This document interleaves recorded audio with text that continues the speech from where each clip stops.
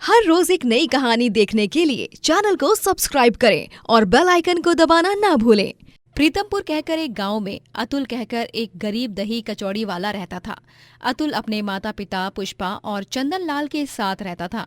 अतुल की दही कचौड़ियां पूरे गांव में मशहूर थीं। सभी चटोरे उसके ठेले के पास आकर दही कचौड़ी खाने का आनंद उठाते थे। हाय हाय हाय हाय आहाहाहा, वाह वाह वाह वाह, क्या दही कचौड़ी है, एकदम ही लाजवाब और मसालेदार। बोले तो फंटेस्टिक। हाँ हाँ, मुझे भी यह दही कचौड़ी बहुत पसंद आई है। मुझे तो और 5 प्लेट पैक कर दो। मेरे घर वाले इस दही कचौड़ी को खाकर खुश हो जाएंगे। बहुत ही बेहतरीन है इसका स्वाद। धन्यवाद भाई साहब। अतुल की शादी की उम्र हो चुकी थी और उसकी मां पुष्पा उसके लिए रिश्ता ढूंढने में लगी हुई थी। उसी गांव में एक धनवान व्यक्ति रहा करता था जिसका नाम राजवर्धन था। राजवर्धन की बेटी निशा अपनी इंटरनेशनल ट्रिप पूरी करके सालों बाद अपने घर आई थी और एक दिन यूं ही कार में एक जगह जाते समय उसे अतुल का दही कचौड़ी ठेला दिख जाता है और उसके मुंह में पानी आ जाता है। वाह, दही कचौड़ी! ड्राइवर ड्राइवर, गाड़ी रोको, मुझे दही कचौड़ी। ठीक है मैडम, मैं अभी लाता हूँ। नहीं नहीं, मुझे वहाँ खड़े होकर दही कचौड़ी खाने का फुल मजा लेना है। आप खाओगे? नहीं नहीं मैडम। ओके, रुकिए, हाँ मैं आई बस। निशा अतुल के ठेले के पास जा रही होती है कि तभी उसे एक बड़ी ट्रक ठोकने वाली होती है। तभी अतुल अपना सारा काम छोड़कर निशा को बचा लेता है। निशा अतुल की बाहों में गिर जाती है और दोनों एक दूसरे की आंखों में देखते रह जाते हैं।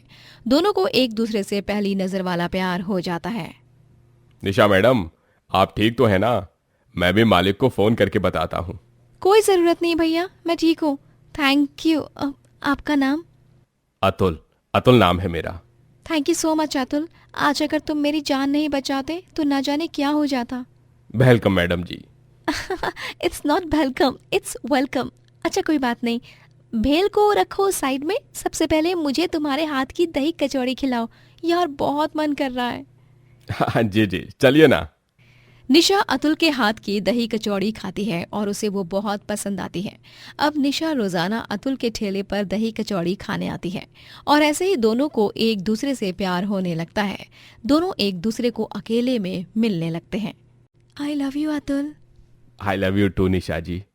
लेकिन एक दिन राजवर्धन का एक पहचान वाला आदमी अतुल और निशा को साथ देख लेता है और वो अपने मोबाइल फोन में उनकी फोटो क्लिक करके राजवर्धन को भेज देता है, जिसके बाद राजवर्धन गुस्से से लाल हो जाता है और वो अपने आदमियों के साथ उस जगह पहुंच जाता है और अतुल को खूब मारता है।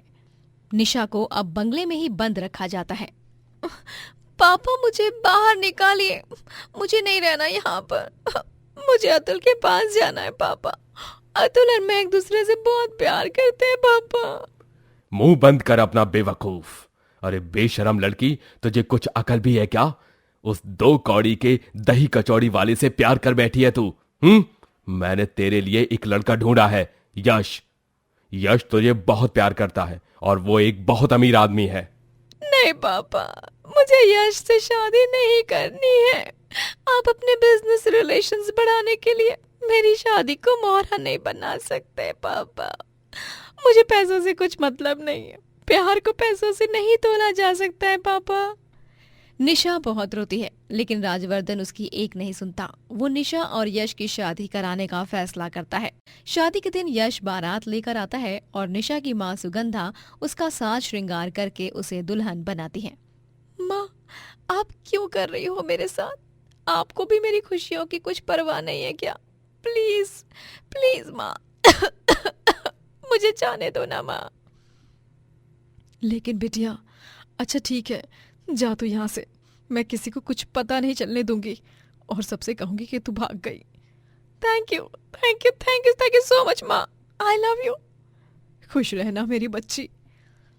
सुगंधा निशा को पीछे की खिड़की से भागने में मदद करती है और निशा भागकर सीधे अतुल के पास जाती है और अतुल और निशा उसी रात मंदिर में शादी कर लेते हैं। वहीं राजवर्धन और यश निशा के भाग जाने से तिलमिला उठते हैं। वो दोनों उसे अतुल के घर पर ढूंढते हैं। तभी निशा पुलिस बुलाती है और पुलिस उन लोगों को रोकती है। देखिए, चाहे जो भी हो, ये दोनों अब पति पत्नी हो चुके हैं। आपकी बेटी ने शादी करने से पहले मुझसे परमिशन ली थी और सिक्योरिटी मांगी थी। आप किसी की भी किसी के साथ जबरदस्ती शादी नहीं करवा सकते। अरे लेकिन बस, अब ये मैटर यहीं क्लोज हो जाता है। राजवर्धन अब अपनी बेटी से बातचीत करना बंद कर देता है और यश भी अब कुछ नहीं कर पाता। अतुल और निशा दोनों अपने छोटे से संसार में बहुत सुखी और समृद्ध जीवन बिताने लगते हैं। निशा अपने सास ससुर पुष्पा और चंदन लाल की बहुत अच्छे से सेवा करती है। चलिए उठिए पापा जी, आपकी दवाई का समय हो गया है। और माँ जी, मैंने आपके लिए काढ़ा बना दिया है यूट्यूब पर रेसिपी देखकर। आपको बस काढ़े को पीकर खांसी से राहत मिलेगी।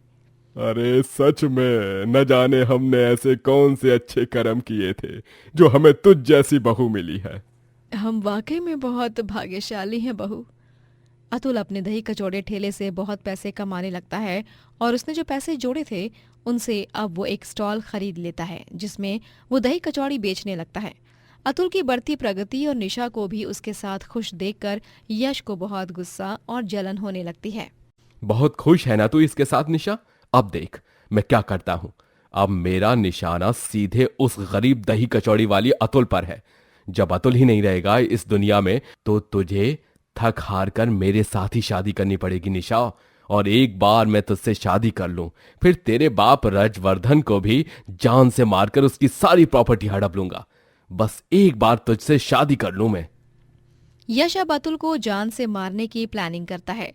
उसी रात जब अतुल अपने स्टॉल को बंद करके घर जा रहा होता है तभी वहां पर हाथ में बंदूक लेकर यश वहां आ जाता है और वो उस बंदूक को अतुल पर तानता है। अतुल डर जाता है। ये तुम क्या कर रहे हो? आज तो मैं तुझे खत्म करके ही रहूंगा, तब जाकर मेरी निशा से शादी होगी और उसके बाद राजवर्धन की मौत और फिर मैं करोड़पति बन जाऊंगा। लेकिन यश बंदूक चलाए उससे पहले ही वहां पर पुलिस आ जाती है और उसकी बंदूक को उसके हाथ से छीन लेते हैं। हाँ, लौटा दे मेरी बंदूक।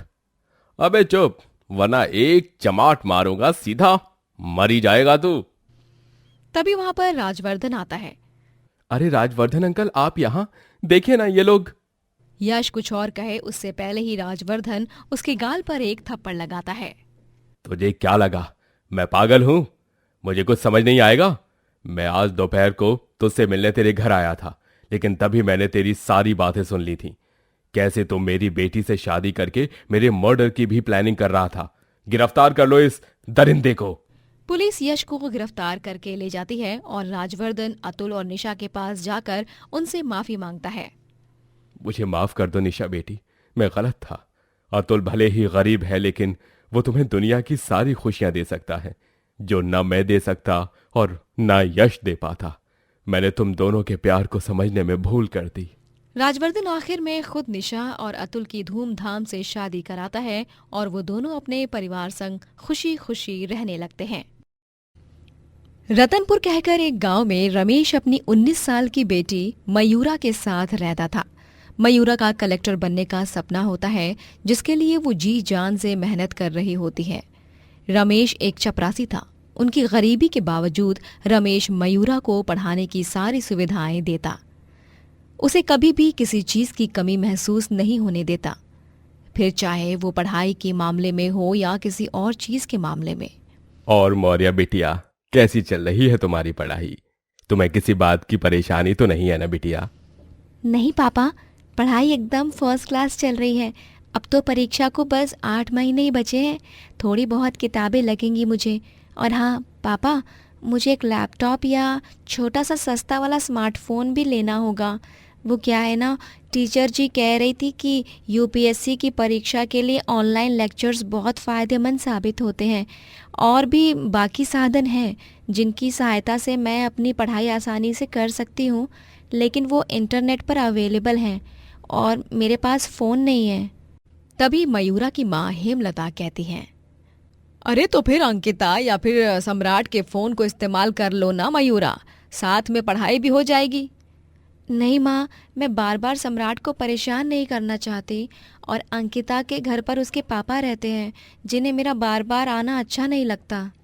कोई बात नहीं बेटा, तुम चिंता मत करो। मैं तुम्हें कल ही एक नया स्मार्टफोन ला कर दूंगा। कल ड्यूटी खत्म होने के बाद सीधे गांव के बाजार में वो बड़ी सी स्मार्टफोन की दुकान है, वहां से स्मार्टफोन खरीदूंगा। थैंक यू पापा।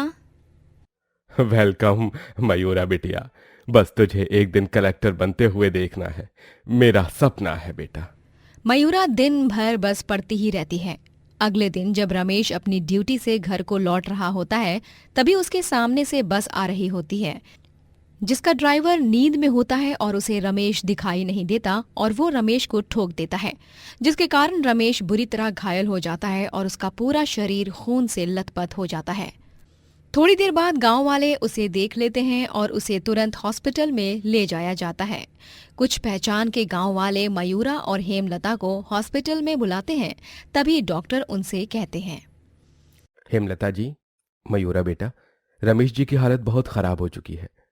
उन्हें बहुत गहरी चोटें आई हैं और सबसे बड़ी हैरानी वाली बात यह है कि उनका ब्रेन भी एक्सटर्नली डैमेज हो चुका है, इसलिए हमें उनके ब्रेन की भी सर्जरी करनी होगी। हे खाटू महाराज, मयूरा के पापा। डॉक्टर डॉक्टर मेरे पापा इस सर्जरी से ठीक तो हो जाएंगे ना? बोलिए ना डॉक्टर, आप सर्जरी शुरू कीजिए। यस मयूरा, थैंकफुली उनका ब्रेन एक्सटर्नली ही डैमेज हुआ है। अगर इंटरनली होता तो शायद उनकी याददाश्त भी चली जाती। जो हो सकता है कीजिए, लेकिन मेरे पापा की जान बचा लीजिए प्लीज। टेंशन मत लो बेटा, मैं तुम्हारे पापा को कुछ भी नहीं होने दूंगा, लेकिन तुम्हें 24 घंटों के अंदर 6 लाख रुपए जमा करने होंगे, तभी हम रमेश जी को आईसीयू से ओटी में शिफ्ट करेंगे। 6 लाख? इतने सारे पैसे मैं कहाँ से लाऊंगी, वो भी 24 घंटों में? मयूरा बहुत चिंताग्रस्त हो जाती है और वो सर पर हाथ रख के वहीं हॉस्पिटल में बैठकर किस तरह पैसे इकट्ठा करूं ये सोचने लगती है। तभी उसकी माँ हेमलता वहां आकर डॉक्टर को अपने सारे जेवर देने लगती है। ये लीजिए डॉक्टर, ये जेवरात सारे सोने के हैं, ये मेरा खानदानी कंगन है और ये मेरा मंगलसूत्र और ये झुमके, ये सबसे ज्यादा महंगे हैं। मैं और भी बाकी के पैसों का इंतजाम करूंगी, लेकिन अब तक के लिए आप इतने रख लीजिए। हेमलता जी, ये आप क्या कर रही हैं? माँ, आप आइए, इधर आइए माँ, मैं पैसों का इंतजाम कर लूंगी माँ, आप चिंता मत कीजिए, लेकिन आप ये गहने अपने पास ही रखिए, ये बहुत कीमती हैं। लेकिन तुम्हारे पापा की जान से ज्यादा नहीं मयूरा। मैं समझ सकती हूँ माँ। तभी वहां पर मयूरा का दोस्त सम्राट आ जाता है। सम्राट और मयूरा दोनों बचपन के दोस्त होते हैं। दोनों ने साथ में ही पढ़ाई की होती है, लेकिन सम्राट अब ग्रेजुएशन के लास्ट ईयर के साथ साथ अपने पापा की बड़ी दुकान संभाल रहा होता है। क्या हुआ मयूरा? काका ठीक तो है ना? नहीं सम्राट, डॉक्टर ने कहा है 24 घंटों के अंदर पूरे 6 लाख रुपए हॉस्पिटल में जमा करने हैं, वरना पापा की सर्जरी नहीं हो पाएगी। ओह नो, 6 लाख रुपए और वो भी 24 घंटे में? ये तो बहुत ही मुश्किल है। मयूरा, मेरे पास एक सुझाव है, क्यों ना तुम गांव के साहूकार से मदद मांग लो। तेजिंदर साहूकार सभी को पैसे देते हैं, तुम उनसे मदद ले सकती हो। हाँ सम्राट, ये तुमने बहुत सही सुझाव दिया है, मैं यही करती हूँ। मयूरा तेजेंद्र साहूकार से पैसे लेकर हॉस्पिटल में जमा करती है और रमेश की सर्जरी होती है। सर्जरी के बाद रमेश को अगले कुछ महीनों तक रेस्ट करने के लिए रखा जाता है। रमेश को अपनी हालत पर बहुत दुख होता है। मुझे बहुत दुख हो रहा है हेमलता, मेरी इस हालत के कारण मैं अपनी बच्ची के लिए स्मार्टफोन भी नहीं ला पाया। अब ना जाने सब कैसे होगा। साहूकार साहब के भी पैसे वक्त रहते ही चुकाने पड़ेंगे, ऊपर से मेरी मयूरा की यूपीएससी की परीक्षा भी नजदीक आ रही है। मैं चुकाऊंगी साहूकार साहब के पैसे? हाँ पापा, मैंने सोच लिया है कि मैं अब यूपीएससी की तैयारी के साथ साथ एक पार्ट टाइम जॉब भी करूंगी और उससे जो भी पैसे कमाऊंगी वही मैं सब इस्तेमाल करूंगी, घर खर्च, अपनी पढ़ाई और साहूकार साहब को पैसे देने के लिए। आप बिल्कुल भी चिंता मत कीजिए, साहूकार साहब सम्राट के पापा के दोस्त ही हैं, उन्होंने हमें लंबे समय तक की मोहलत दी है। लेकिन बेटा, तुम ये सब मत करो, तुम्हें तो अभी इन आखिर के कुछ महीनों में जी तोड़ मेहनत करके पढ़ना चाहिए, और तुम जॉब ढूंढने की बात कर रही हो। हाँ मयूरा बिटिया, ऐसा मत कर, तेरे पापा कुछ ना कुछ कर ही लेंगे, बस तू अपनी पढ़ाई पर ध्यान दे। नहीं माँ, आप पापा पर ध्यान दीजिए, मैं अपनी जिम्मेदारियों पर ध्यान दूंगी। आप दोनों चिंता मत कीजिए, मैं भी आप दोनों की ही बेटी हूँ, हर हाल में मेहनत से जो चाहिए वो हासिल करके ही रहूंगी। मयूरा सम्राट के साथ कई जगहों पर इंटरव्यूज देने जाती है, लेकिन उसे कहीं भी नौकरी नहीं मिलती। एक जगह मिलती है, लेकिन उस नौकरी के लिए उसे दूसरे गांव में शिफ्ट होना पड़ेगा। तभी मयूरा बाजार में साइकिल ढाबा और बाइक ढाबा देखती है। लोगों को फूड कार्ट या फिर ठेलों की जगह अपने वाहनों पर खाना बेचते हुए देख मयूरा दंग रह जाती है। देखो तो सम्राट, कितनी भीड़ लगी है इन छोटे छोटे ढाबों पर। ऐसा लगता है कि मैं भी एक इसी तरह का छोटा सा ढाबा खोल लूं। मुझे देसी खाना बनाना तो बखूबी आता है, और बस मेरे पास कोई वाहन नहीं है ना, मेरी स्कूटर। हाँ, मेरी स्कूटर तो वैसे भी पड़े पड़े खराब ही हो जाएगी। मैं दिन भर पापा की दुकान पर रहता हूँ, इसलिए उसे ज्यादा इस्तेमाल ही नहीं करता। उसे तुम रख लो। लेकिन सम्राट। मैंने कहा ना मयूरा, रख लो उसे। थैंक यू सो मच सम्राट। सम्राट मयूरा को अपनी स्कूटर देता है, जिस पर मयूरा खाना बेचने लगती है। कुछ ही दिनों में उसके छोटे से स्कूटर ढाबे पर बहुत से लोग आना शुरू हो जाते हैं। वाह वाह वाह, ओए मजा आ गया रे यारा। ओए मक्खन वाले पराठे दे, ठंडी ठंडी लस्सी। ओए होए, बहुत बढ़िया जी, बहुत बढ़िया। मुझे तो ये चिकन बिरयानी बहुत पसंद आई। इसे एक और प्लेट दो ना। इस तरह से मयूरा स्कूटर ढाबा से खूब तरक्की करने लगती है और साइड बाय साइड घर जाकर पढ़ाई भी करती और यूपीएससी में हाईएस्ट आकर कलेक्टर बन ही जाती है। वो तेजेंद्र साहूकार के सारे पैसे भी चुका देती है और अपने परिवार के साथ खुशी से जीवन जीती है। चंद्रपुर कहकर एक गांव में मधु अपने पति सुरेंद्र के साथ रहा करती थी। मधु एक डोसा वाली थी। वो चौक पर डोसा बेचती थी। उसके सामने ललिता डोसा वाली भी अपना डोसा ठेला लगाया करती थी। मधु के पति सुरेंद्र को दिल की बीमारी थी, जिसके इलाज के लिए मधु पैसे इकट्ठा कर रही थी। जी ये लीजिए आपकी दवाई। आपके लिए मैंने काढ़ा भी बनाया है। खाना खाने के बाद वो भी पी लीजिएगा आप। धन्यवाद मधु। मैंने सच में पिछले जन्म में बहुत पुण्य किया होगा, जिसका फल स्वरूप तुम मेरी जिंदगी में हो इस जन्म में। मैं तो बस भगवान से यही प्रार्थना करती हूँ कि मैं जल्द से जल्द आपके इलाज के लिए पैसे इकट्ठा कर पाऊँ और आप एकदम ठीक हो जाओ। मधु सुरेंद्र का बहुत अच्छे से ख्याल रखती थी। सुरेंद्र का इस दुनिया में कोई नहीं था। उसने बचपन से अकेले ही संघर्ष किया था।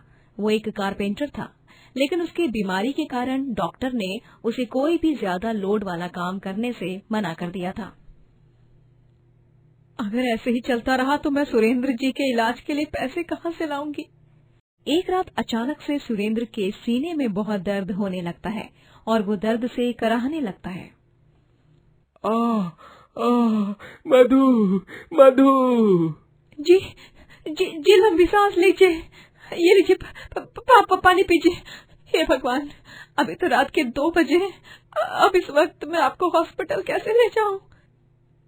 मधु अपने पड़ोसी की हाथ गाड़ी निकालकर सुरेंद्र को रात के 2 बजे हाथ गाड़ी में हॉस्पिटल ले जाती है।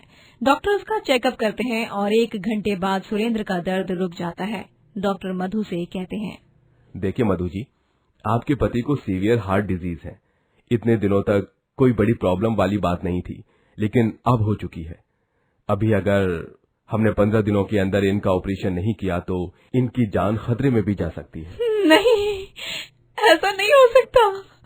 ऐसा नहीं होगा डॉक्टर साहब। आप चिंता मत कीजिए।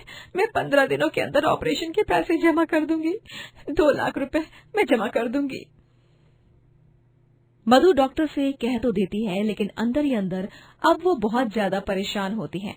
मधु बहुत लोगों से पैसे की मदद मांगती है। साहूकार से भी पैसों की मदद मांगती है, लेकिन कोई उसकी मदद नहीं करता। वो बहुत चिंताग्रस्त हो जाती है। तभी एक दिन चौक से घर जाते समय उसे एक बूढ़ा आदमी दिखाई देता है, जिसे एक बड़ी टेम्पू ठोकने ही वाली थी, लेकिन उससे पहले ही मधु उस बूढ़े आदमी को बचा लेती है। तुम्हारा लाख लाख धन्यवाद बेटी। आज अगर तुम मेरी जान नहीं बचाती तो न जाने क्या हो जाता। कोई बात नहीं काका, लेकिन आप ठीक तो है ना काका? हाँ बेटी, मैं बिल्कुल ठीक हूँ। बेटी, मेरे पास तुम्हें उपहार के तौर पर देने के लिए कुछ भी नहीं है, लेकिन हाँ, मैं तुम्हें 6 ट्रे भरकर ढेर सारे अंडे दे सकता हूँ। मैं एक अंडा व्यापारी हूँ, इसलिए ये लो बेटी, यही है मेरा पोल्ट्री फार्म। वो बूढ़ा आदमी मधु को ढेरों अंडे देता है और मधु को ना चाहते हुए भी उस बूढ़े आदमी के मन की शांति के लिए उन अंडों को स्वीकारना ही पड़ता है। वो अगले दिन अपने ठेले पर उन अंडों को देखते हुए सोचती है, अब मैं इन अंडों का क्या करूं? इन्हें बेचना ही होगा। लेकिन जब मधु एक ग्राहक के लिए डोसा बना रही होती है, तभी गलती से एक अंडा फूटकर उस डोसे पर गिर जाता है और वो ग्राहक जब उसे जाने अनजाने में बने अंडा डोसा को खाता है, तभी वो उसका दीवाना हो जाता है। वाह वाह वाह, क्या कमाल का डोसा है। अरे इसमें तो अंडा है। ये अंडा डोसा तो लाजवाब है भाई। दिखाओ तो मैं भी चखूं जरा। हाँ, आहा, अरे वाह, वाकई में ये अंडा डोसा तो सुपर डुपर है। ऐसा ही है तो हमें भी अंडा डोसा ही दे दो। और हमें भी अंडा डोसा देना। इस तरह जाने अनजाने में हुए अंडा डोसा के आविष्कार से सभी ग्राहकों का अंडा डोसा बहुत पसंद आने लगता है और पहली बार उसे दिन मधु की कमाई बहुत ज्यादा होती है। जाने अनजाने में ही सही, लेकिन ये तो सच में एक चमत्कार ही हो गया। अब मैं रोज अंडा डोसा बेचूंगी। मधु अब ऐसे ही रोजाना अंडा डोसा बेचने लगती है और ढेर सारे पैसे कमाने लगती है। उसकी तरक्की देखकर उसके सामने की डोसा वाली ललिता को बहुत जलन होने लगती है। ऐसा क्या जादू हो गया इस कलमुही के अंडा डोसा से, जो हर कोई इसके अंडा डोसा के पीछे ही लट्टू हुए जा रहा है? नहीं, मैं इसे मेरे से आगे जाने नहीं दे सकती। एक दिन गांव में एक गाड़ी में सवार एक आदमी भोपू में एक प्रतियोगिता की घोषणा करते हुए जा रहा होता है। कुकिंग कंपटीशन, कुकिंग कंपटीशन, जीतने वाले को मिलेंगे पूरे 4 लाख रुपए। इस रविवार को गांव के बड़े मैदान में सबसे अनोखी और स्वादिष्ट डिश बनाने वाले को ही मिलेगा इनाम। अरे वाह, ये तो बहुत ही सुनहरा अवसर है। मुझे तो इसमें भाग लेना ही चाहिए। धन्यवाद भगवान जी, अब बस इस कंपटीशन को मैं जीत जाऊं। मधु उस कंपटीशन में हिस्सा लेती है और वो उस पार्टिसिपेशन फॉर्म को अपने पास ही रखती है। इस फॉर्म को मुझे बहुत सहेज के रखना होगा। अगर ये कहीं खो गया तो मैं प्रतियोगिता में भाग ही नहीं ले पाऊंगी। ललिता ये सब देख लेती है। अच्छा, तो ये फार्म ही है इसके उस कंपटीशन में भाग लेने की इकलौती बुनियाद। अगर ये फार्म ही नहीं रहा तो ये प्रतियोगिता में भाग ही नहीं ले पाएगी। अब देखना मधुरानी, कैसे तेरे इस जोश को दहशत में तब्दील करती हूँ मैं। जब मधु चाय लेने के लिए एक चाय की दुकान पर जाती है, तभी ललिता मधु के ठेले पर चुपके से आकर उस फॉर्म को ढूंढने की कोशिश करती है, लेकिन उसे वो फॉर्म नहीं मिलता है। धत्तेरे की, वो फॉर्म कहाँ चला गया? ललिता ढूंढ ही रही होती है कि तभी मधु वहां पर आ जाती है और ललिता तुरंत अपने ठेले के पास चली जाती है। लेकिन बाद में ललिता देख लेती है कि मधु ने वो फॉर्म अपने बैग में रखा है। वो रात में घर जाते समय मधु का पीछा करती है। हवा के झोंके से वो फॉर्म उड़ जाता है और ललिता उस फॉर्म को पकड़ लेती है। अरे वाह, अब ये फार्म मेरे पास आ ही गया। मधु अपने घर चली जाती है और ललिता उसके खिड़की के पास आ जाती है। अब इस फार्म को मैं माचिस से जला दूंगी। लेकिन तभी ललिता मधु और सुरेंद्र की बातें सुन लेती है। जी, अब बस एक बार मैं ये कंपटीशन जीत जाऊं तो देखना 15 दिन के अंदर आपका ऑपरेशन जो होने वाला था वो पूरा हो जाएगा। भगवान ऐसा ही करे मधु, तुम अपना फेमस अंडा डोसा ही बनाना उस प्रतियोगिता में, ठीक है? बस मेरी दिल की बीमारी एक बार ठीक हो जाए, उसके बाद मैं भी काम पर जाऊंगा। फिर तुम्हें इतना लोड लेने की कोई जरूरत ही नहीं पड़ेगी। ललिता को जब पता चलता है कि मधु के पति को दिल की बीमारी है और उसके लिए वो प्रतियोगिता में भाग ले रही है, तभी उसकी आंखें भर आती हैं। हे भगवान, ये मैं कितना बड़ा पाप करने जा रही थी। नहीं नहीं, मैं ये फार्म नहीं जलाऊंगी और मैं पूरे मन से सुरेंद्र भाई साहब की सेहत के लिए प्रार्थना करूंगी। ललिता उस फॉर्म को खिड़की से फिर से अंदर डाल देती है और वहां से चली जाती है।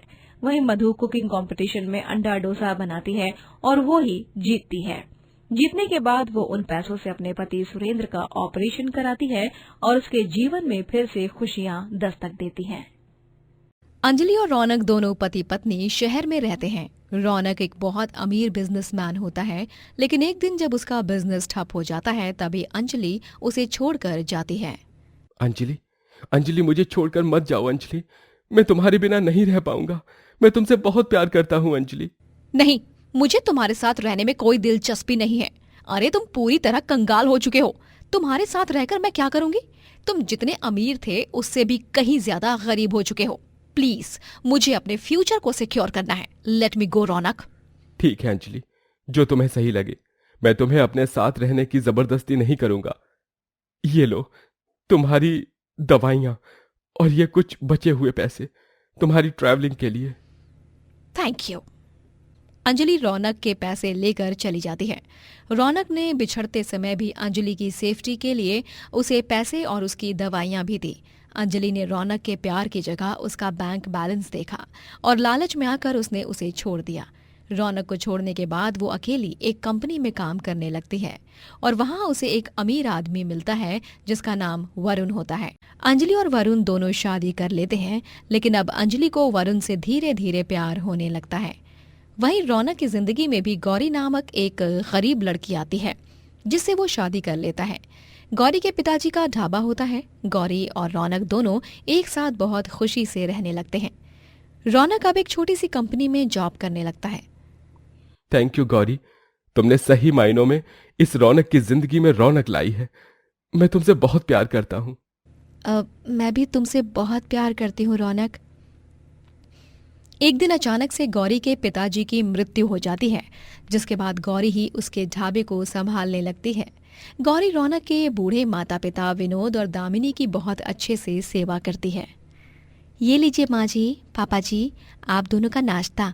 चलिए तो अब मैं ढाबे के लिए निकलती हूँ। दोपहर को आप दोनों को खाना और दवाई देने मैं फिर आऊंगी, ठीक है? गौरी घर का सारा काम निपटाकर ढाबे पर खाना बनाने जाती है।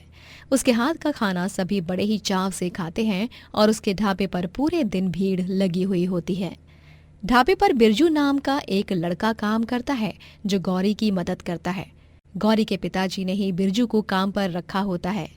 जहाँ एक तरफ गौरी और रौनक कड़ी मेहनत करके अपना जीवन यापन कर रहे होते हैं, वहीं दूसरी तरफ अंजलि को सारा ऐशो आराम मिलने के बाद भी वो खुश नहीं थी।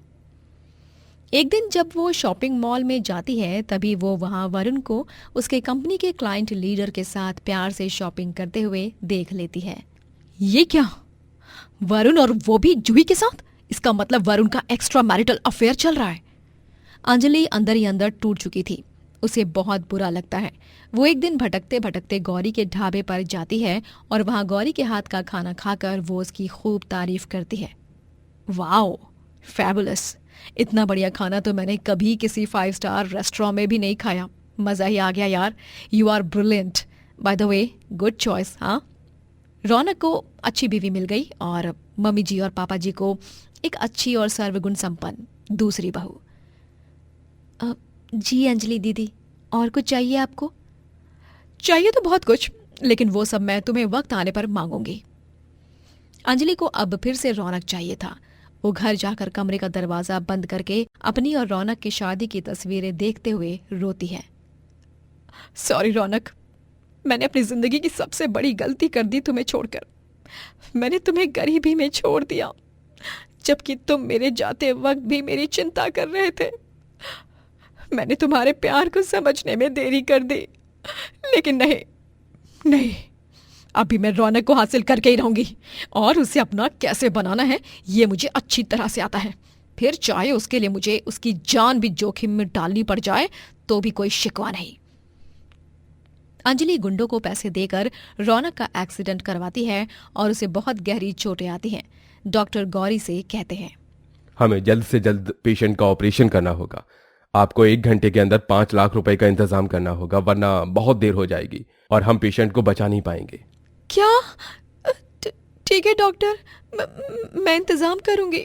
आती हूँ 1 घंटे में। गौरी का दिमाग सुन पड़ जाता है। उसे कुछ समझ नहीं आता कि वो कहाँ से लाएगी 5 लाख रुपए। वो अपनी जान पहचान के लोगों को कॉल करके उनसे मदद मांगती है, लेकिन कोई भी उसकी मदद नहीं करता।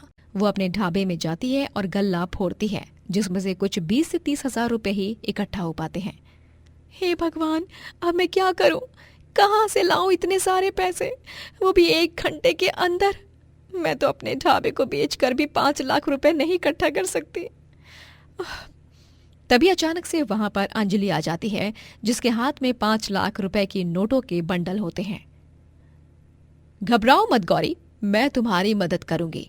ये लो 5 लाख और जाओ करवाओ रौनक का ऑपरेशन। धन्यवाद अंजलि दीदी, आपका बहुत बहुत धन्यवाद। 1 मिनट। अब जब कुछ दे रही हूं तो बदले में भी तो कुछ लूंगी ना। तुम्हें मुझे अपना मंगलसूत्र देना होगा, अपने पति को देना होगा। चली जाओ रौनक को छोड़कर, उसके बाद ही मैं तुम्हें ये 5 लाख रुपए दूंगी। बेचारी गौरी बुरी तरह फंस जाती है, लेकिन उसके लिए उस वक्त रौनक की जान बचाना बहुत जरूरी था। इसीलिए वो उन पैसों को हॉस्पिटल में जमा करके अपना सूटकेस उठाकर रौनक को छोड़कर चली जाती है। जब रौनक को होश आता है तभी उसके सामने गौरी नहीं, अंजलि होती है। अंजलि सभी को एक नकली चिट्ठी दिखाती है, जिसमें लिखा होता है कि गौरी ने खुद अपनी इच्छा से रौनक को छोड़ने का फैसला किया है। देखो रौनक, भाग गई तुम्हारी गौरी। अब मैं तुम्हारे पास फिर से आ गई हूं ना, मैं तुम्हें छोड़कर कहीं नहीं जाऊंगी। Thank you Anjali. रौनक और अंजलि घर जाते हैं। अगले दिन रौनक अंजलि की आंखों पर पट्टी लगाकर उसे कहीं ले जाता है। ओफो रौनक, बेबी तुम मुझे कहाँ ले आए हो? जैसे ही अंजलि की आंखों पर चढ़ी पट्टी हटती है, वो पुलिस और गौरी को अपने सामने देखती है। गौरी, तुम यहाँ पर? ये लो अपने 5 लाख और अब तुम जाओगी सीधे जेल। तुम्हें क्या लगा तुम मुझे और गौरी को एक दूसरे को इतनी आसानी से दूर कर दोगी? वरुण के बंगले में जो नौकर काम करता है, उसने तुम्हें गुंडों को पैसे देते समय देख लिया था। वो मुझे ये बता पाता उससे पहले मेरा एक्सीडेंट हो चुका था। गौरी ने तुम्हारे पैसे लाए तभी वो नौकर हॉस्पिटल पहुंच चुका था और उसने गौरी को सब कुछ बता दिया कि मेरे एक्सीडेंट के पीछे तुम्हारा ही हाथ है। और फिर मुझे अपने पापा के सरपंच दोस्त रतन लाल काका हॉस्पिटल में मिले और मैंने उन्हें सारी बात बताई, जिसके बाद उन्होंने मुझे 5 लाख रुपए दिए। होश में आने के बाद रौनक को मैंने सब कुछ बता दिया था, जिसके बाद तुम आई और तुम्हें लगा कि अब मैं जा चुकी हूँ और रौनक तुम्हारा हो चुका है। तेरा खेल अब खत्म हो चुका है। तू ना घर की रही ना घाट की। अब जाकर जेल में चक्की पीस। नहीं। अंजलि को गिरफ्तार किया जाता है। गौरी और रौनक खूब मेहनत करके रतन लाल के पैसे चुका देते हैं। गौरी अपने ढाबे को कुछ सालों बाद और भी बड़ा करती है और पूरे शहर में उसका ढाबा मशहूर हो जाता है। दोस्तों, अगर आपको ये कहानी पसंद आई तो लाइक करें, शेयर करें और कमेंट करके बताएं कि कहानी में आपको सबसे अच्छा क्या लगा।